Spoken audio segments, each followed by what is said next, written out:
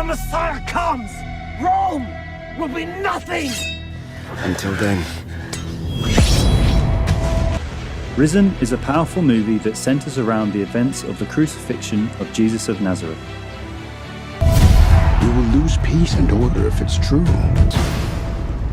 Kill him.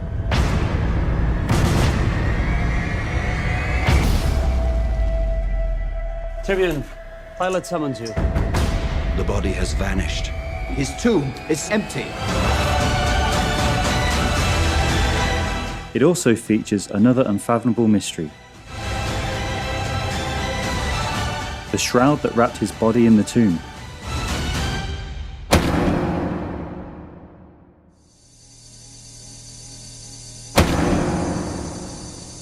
Some believe this shroud survives to this day in Turin, as, perhaps, would many more but for an event that occurred in 1988. An event that now looks like a grave miscarriage of justice. What frightens you? Being wrong. You tell me.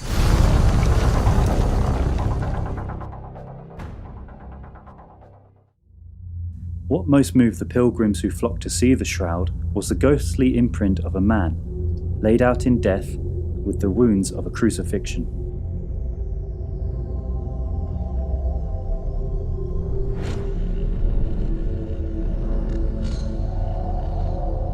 Today it rests in Turin Cathedral, undisturbed and unseen for years at a time in a bomb-proof case.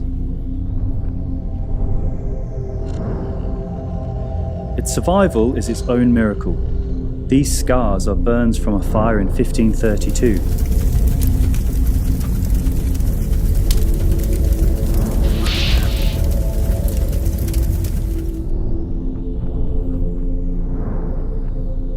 Somehow, the damage left the image virtually unscathed. The front and back of a body have left an imprint, as if the body had been wrapped like this.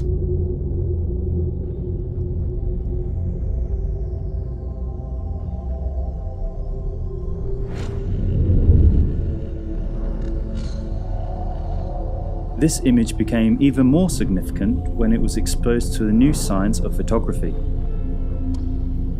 This early process involved an intermediary stage when light and shade were reversed to create a negative.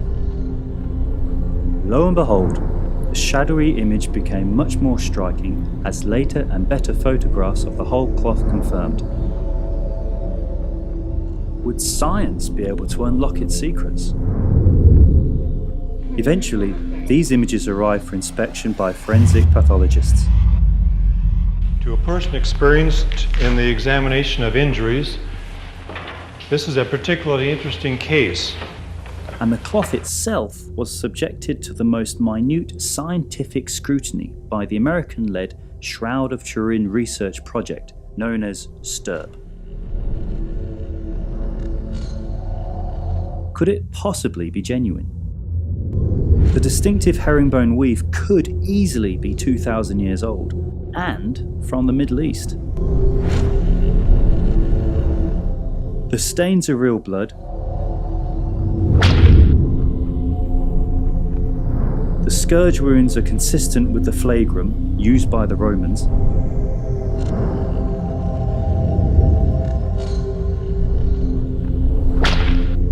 There are puncture wounds you would expect from a crucifixion, but not through the palms as artists always imagined, but through the wrists, which is the only place that would take the weight of a body and where, through archaeology, we now know the Romans nailed.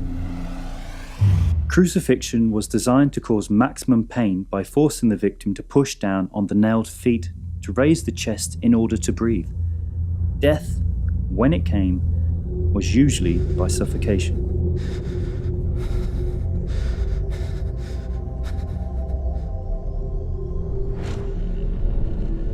These two positions are confirmed by the angles of the blood flows. Where these two divergent streams are vertical as a result of gravity. The image is not paint or of any other known process, and somehow it does not penetrate into the cloth but sits on the topmost fibrils and is measured in nanometers. Chart in iconography, Historians filled in the gaps to give the cloth in Turin a possible provenance all the way back to the Middle East of the 1st century. Microscopic pollen grains embedded in the fibrils appear to confirm this geographical trail. And there was more. Whatever had produced the image had done it in a way that allowed new density scanning machines to reveal a unique 3D gradation along its entire length.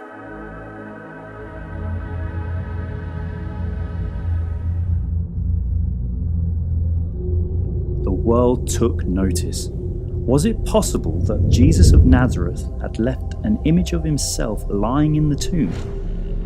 The first selfie. The Dead Sea Scrolls had recently been validated by a carbon-14 test as being 2,000 years old. A clamour to apply the test to the Shroud built, and, eventually, the Vatican began to assemble a team to consider it. Wisely, the team would include archaeologists, the scientists who work with C-14 day to day.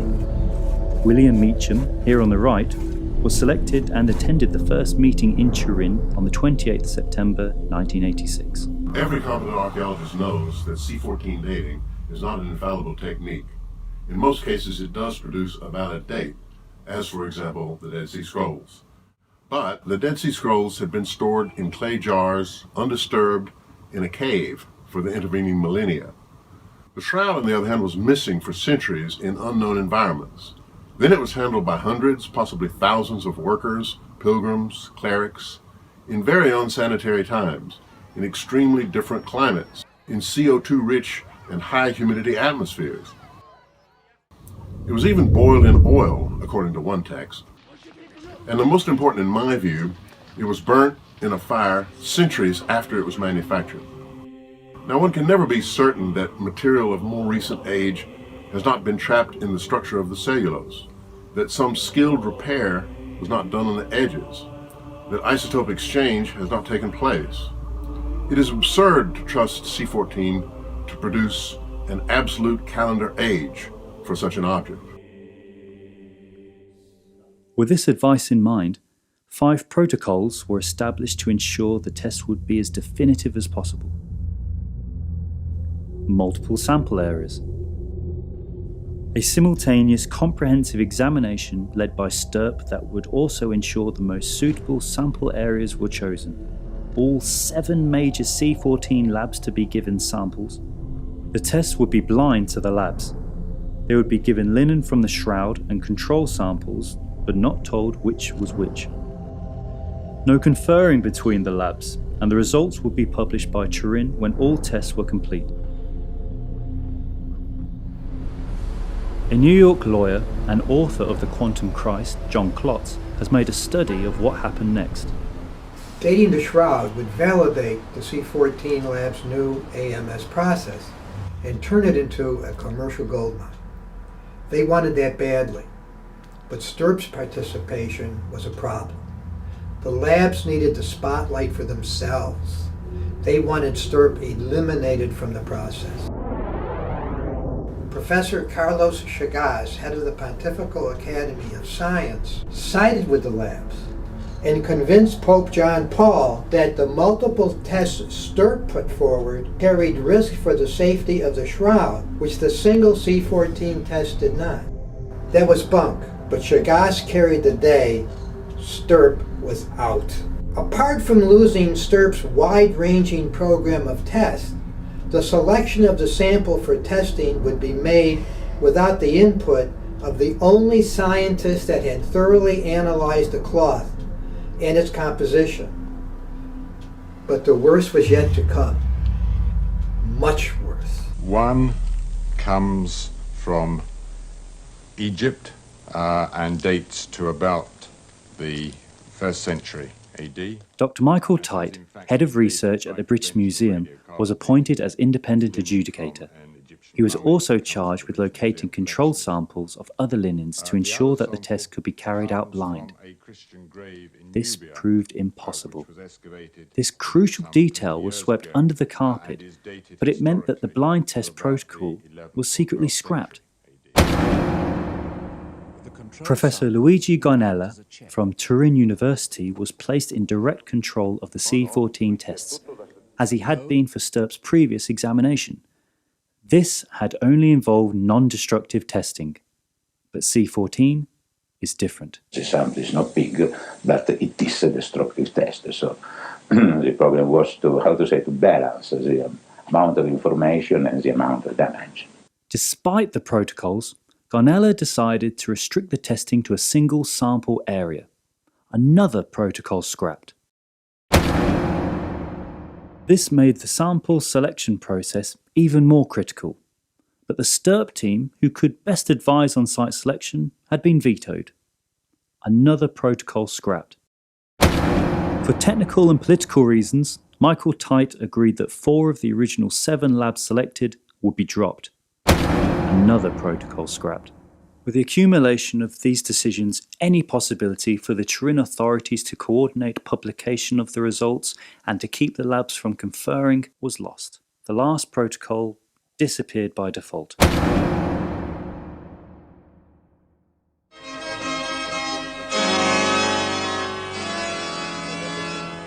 So why, with all the protocols to make sure the test was definitive abandoned, did the test go ahead?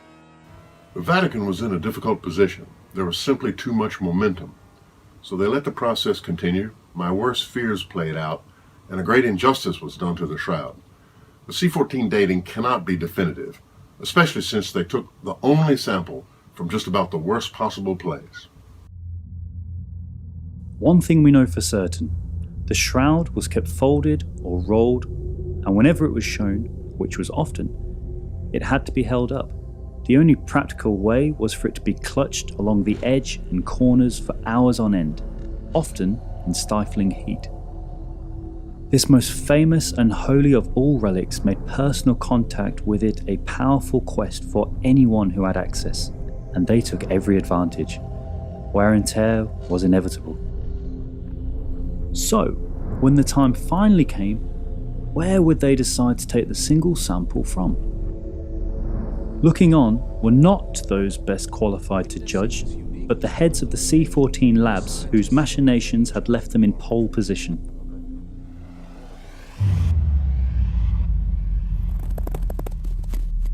They chose the worst possible place.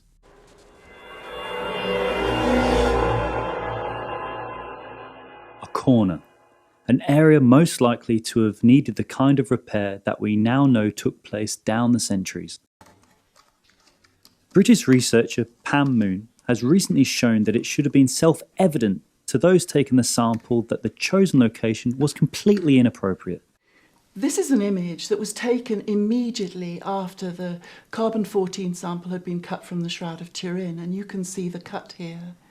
What's interesting is that this is the backing cloth that it rested on, and you can see 2 different colours in the backing cloth. This is a colour of unbleached cotton, and here is a more orangey colour, which is artificial. What's interesting is that the shroud is the same colour as this artificial coloration on the backing cloth. This is another angle of the C14 sample being cut. This is the natural colour of the shroud linen, but the corner area was discoloured by proximity to these burns. It would have been natural for any repairs here to be made to blend in. We know the shroud needed repair and was repaired from time to time. Researchers like Joe Marino and Sue Benford in the States and Donna Campbell from Thomas Ferguson Irish Linen found inconsistencies and reweave in the corner. Maybe the shroud was also dyed, both the corner and the backing cloth. I knew that Ray Rogers, a member of Stirp, found evidence of madder root on some fibres taken from the same area as the C14 sample. I went to see an expert on dyes and dyeing, Teresina Roberts, at her studio in Birmingham to see what this might mean. Ray Rogers found that there was madder root dye in the corner. Teresina showed me the madder root that bears the colour, and gum tragacanth used to make it stick to the fabric, and the chemical alum that is used to make the cloth receptive and absorb the dye. She also demonstrated how easy it is to work with and match to any shade. So you need to leave it for 2 months, and then the dye will be permanently bonded with the fibers. It won't come off. Ray Rogers had found evidence of all 3 substances on the fibers. This is a close-up of the C14 sample given to Oxford for testing, which has only just recently been released. There is a visible frosting of minute bubbles of gum. These would not have been apparent when the sample was taken, but even if they had, the labs would not have been too worried, as the sample would be treated with an acid solution designed to remove the contaminants. We know the dilution used. Most significantly, Rogers found that the acid solution required to remove the dye and gum from the threads was much higher.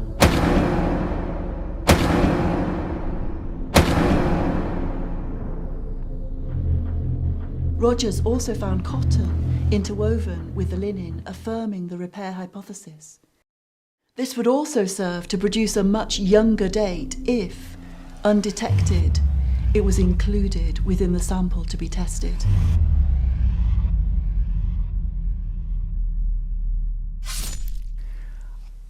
I think we can now be absolutely certain that by allowing these all-important protocols to be abandoned, they really did choose the worst possible place to take the one and only sample for C14 testing.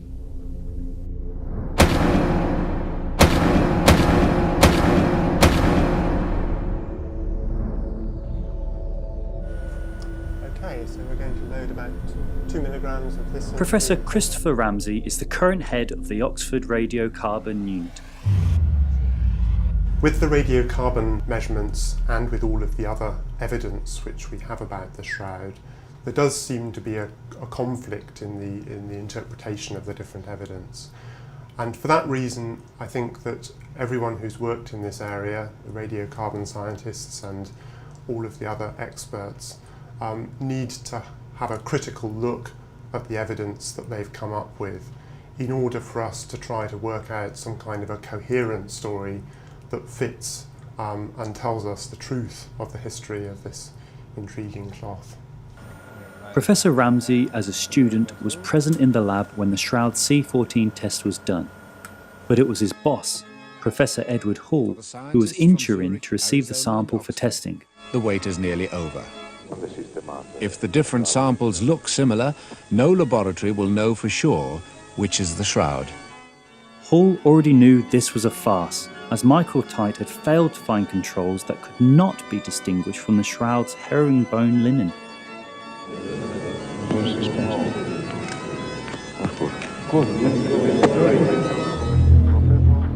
The Shroud sample and its fate were now both sealed. When Hall chalked this medieval date for the Shroud at the press conference, he made no mention of the fact that the protocols to ensure a definitive test had been abandoned. His only comment was, "There was £1 million business in making forgeries during the 14th century. Someone just got a bit of linen, faked it up and flogged it." He did not acknowledge that the result conflicted with a wealth of evidence that suggested a much older date, or that the Shroud has no equivalent from the Middle Ages or any other period, and no one can explain or replicate the image upon it. For an increasingly sceptical and secular world, in this moment, and by default, the Shroud of Turin was consigned to a future of relative obscurity. If you know little of it, then the moment of this announcement is the only reason why.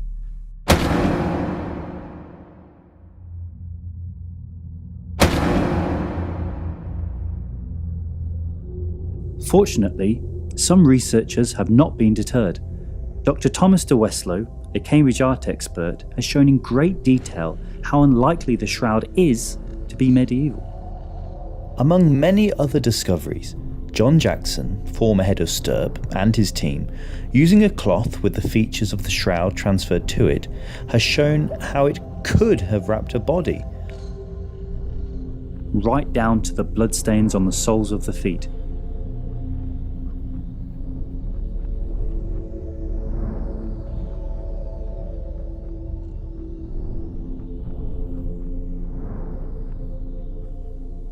The most striking characteristic of the image is that it lies on the surface fibrils only. It does not penetrate the cloth beyond a few nanometers. The closest anyone has come today to replicating an image with the same chemical and physical characteristics is Italy's National Agency for New Technologies. Scientists there, led by physicist Dr. Paolo De Lazzaro, conducted 5 years of experiments using state-of-the-art excimer lasers to train short bursts of ultraviolet light on raw linen in an effort to simulate the image's coloration. They are close, but could never replicate a full human figure. The ultraviolet light necessary to create this image exceeds the maximum power released by all ultraviolet light sources available today. It would require pulses having durations shorter than 40 billionth of a second and intensities of the order of several billion watts to discolor the cloth without penetrating and destroying it. If the most advanced technologies available in the 21st century could not produce a facsimile of the Shroud image, how could it have been executed by a medieval forger?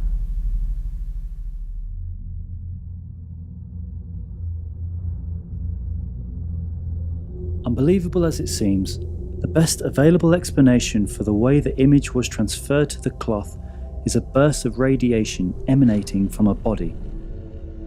Is that unscientific? Within the bounds of our understanding today, yes. Does that make it a miracle? Or is it something we simply do not yet understand? In the words of one writer, only this much is certain. The Shroud of Turin is either the most awesome and instructive relic of Jesus in existence, or it is the most ingenious, most unbelievably clever product of the human mind and hand on record. It is one or the other. There is no middle ground. Which is right? Who is he? There's no doubt that if the image purported to be a pharaoh, a warrior, an emperor, or any other historical figure, the world of academia would not rest until they could understand it. Is Jesus of Nazareth too potent a figure for a scholar to tangle with? Too dangerous to reputations? What are they scared of? What might there be to lose or gain by confronting its challenges?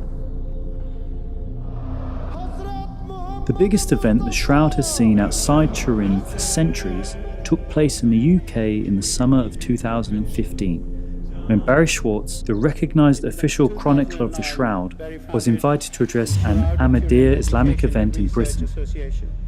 It gives me great pleasure to invite him to our Jalsa Salana and request him to come and say a few words.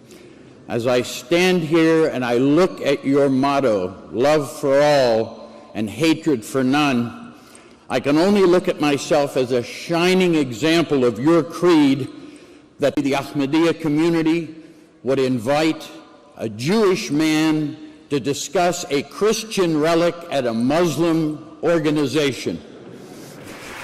And so I'm very grateful. The image of the man on the Shroud is devoid of anything that would allow any one sect or denomination to claim it or him as their own, or validate anyone's narrow or exclusive interpretation. It is a unique and devastating depiction of a man who has suffered a Roman crucifixion, but somehow seems to have transcended its horrors. There's plenty of scope for debate about almost every aspect, because it remains a scientific, forensic, and historical enigma. It could be the most sacred of mysteries. With all the suffering in the world, could there be a better image to remind us of our shared humanity? A humanity that he also shared. Look closer, deeper, and make up your own mind.